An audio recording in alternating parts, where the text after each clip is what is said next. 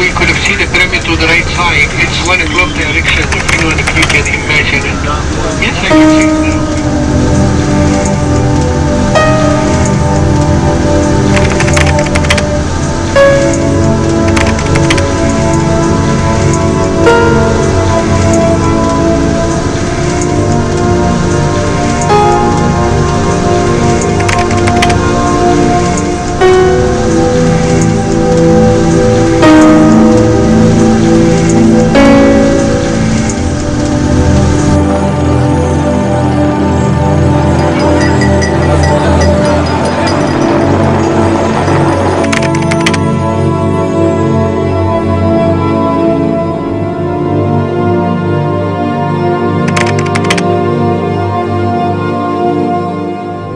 Tahrir Square was an extraordinary moment in time. Ordinary people rose up and took control of their society. This week is an extraordinary opportunity to bring together top young Egyptian and American journalists as a team and get them to work together on trying to cover this dramatically unfolding story about a changing Egypt. When you take talented young individuals from one culture and bring them together with talented young individuals from another culture, amazing things occur. They get together and they create something that is new, that is unique, and that is exceptional.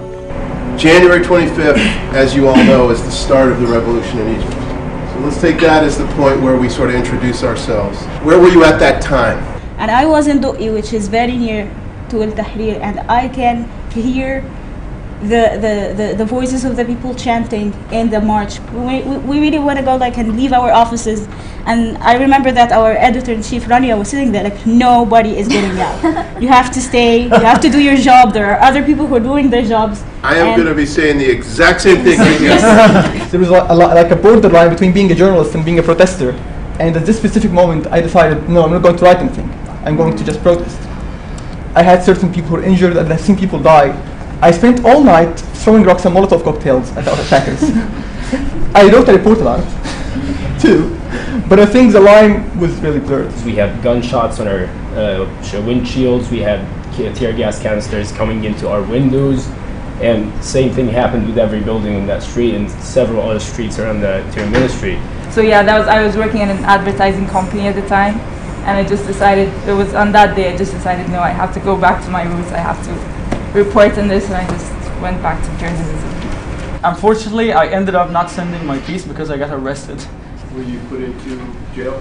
Yeah. It's like an underground detention facility for the state security in Alexandria. How long were you there? Like 9 hours. There's a difference between watching people chanting on a television screen on your desk than talking to someone who's recreating that moment and on the verge of tears. Events are really unpredictable. You don't know what's going to happen the next day, what's going to happen the next week. Sometimes you forget just how amazing and incredible this story is. I mean, this story is about the human experience in many ways, so you sometimes lose sight of that. I think, to me, I just really want to know how your ordinary Egyptian feels about what's happening. Yes, it was utilized and it played an important role in coverage. The program starts with a 3-day seminar, so we're bringing players from Egypt to the hotel. There'll be panels, lectures. The student journalists will be able to ask questions, gain knowledge, which will inform their reporting, which takes place in the second part of the seminar, the last 5 days. You can't look at this purely from an outsider's point of view. You really need to understand the implications of this story in Cairo, in Egypt. This isn't just a story. This is a dramatic series of events that is unfolding in their homeland and going to change their lives. The fate of their country is in the balance. The curve is going up and down like this, but we have nothing but to be optimistic, because if we're not optimistic, it's gone. Charlie Sennett talks a lot about ground truth, and that really resonates. There's only so much you can read from afar and to draw your own conclusions, and there's nothing more sacred than actually watching these things happen in person and ask the people who experience them. We've been split into teams of 3 and 4, and we are looking into economic economics and tourism. And of course, this is a really huge topic, but we spent the day at the pyramids yesterday, and now we're going to talk to sort of an economist, a generalist, to get a big picture sense. One of these ideas that all these ideas about a severe economic downturn is actually a matter of exaggeration, especially by the media. Some of the labor strikes that are continuing to happen, these are the same kinds of strikes that were happening before the revolution, right? Yes. If their demands are met, the corruption in the administration will be revealed. From my perspective, we should try to get some... It's interesting to see how people from outside view think and try to apply it into your understanding. It gives you new ways and new ideas that you've never thought of before. Each team has a writer, a photographer, and some video specialists, and we're each covering a different beat, and they all intertwine eventually, but their politics is a beat, religion and civil society is another one, tourism and economics, and we're working on culture and art. We're about to interview Muhammad Sawi. We're gonna interview him about the role of art and culture in the revolution, and in turn how the revolution will affect the art and culture scene in Egypt. A lot of people who come to photography early on in their careers have yet to understand how to build a narrative, how to tell a story. The idea by the end of the week is that they'll have, let's say, between 12 and 30 images that can really tell the story that they were assigned to do. I'm very emotionally involved in everything that's happening because it's home, and so I just want to get a more, distant view. So I've been talking to lots of people with different points of view, and I found that really exciting because everyone sees what's happening differently.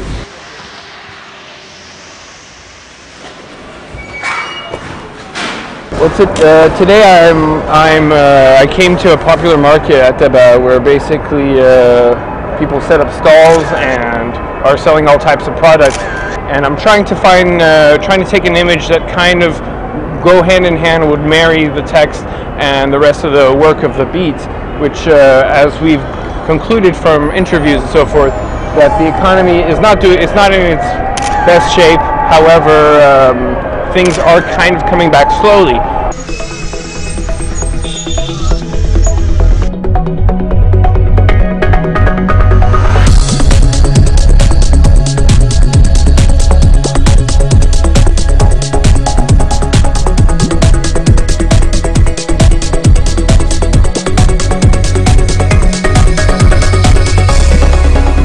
The newsroom right now is in the final stages of deadline.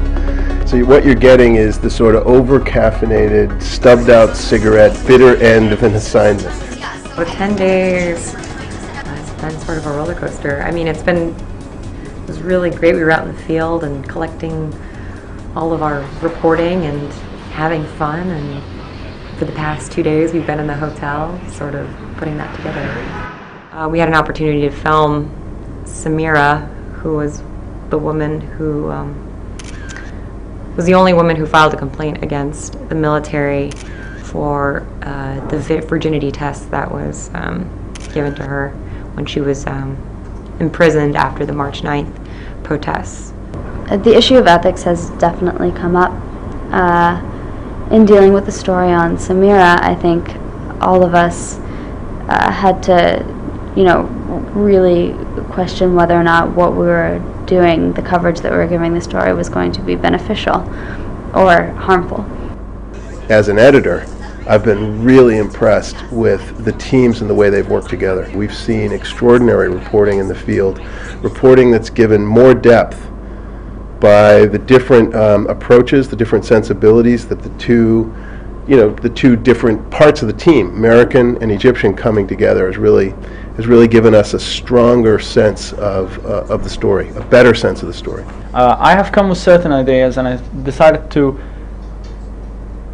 frame it in certain ways. And I was faced sometimes with criticism from our editors or from my American colleagues, and that helped a lot in changing this into a better perspective that is more suitable to a global audience. My editors are usually Egyptians, so we know how to think Egyptian.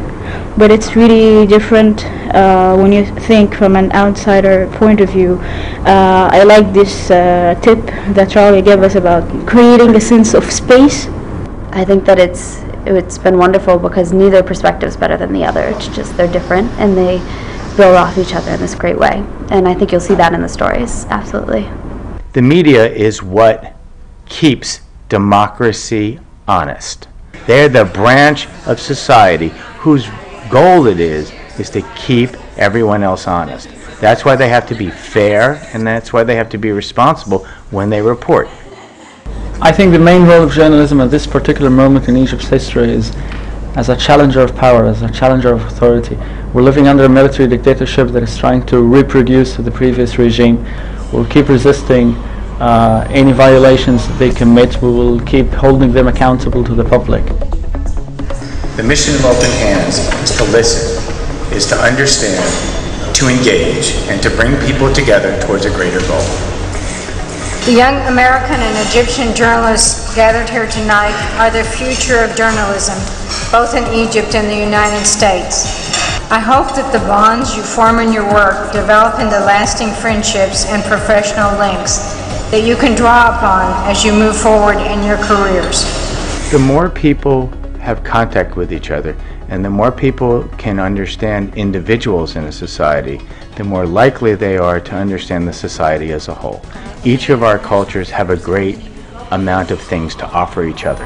And the more people understand each other and the more people are exposed to each other, the more likely it is that they will have a relationship that gives them some context, that they are not just words on a page.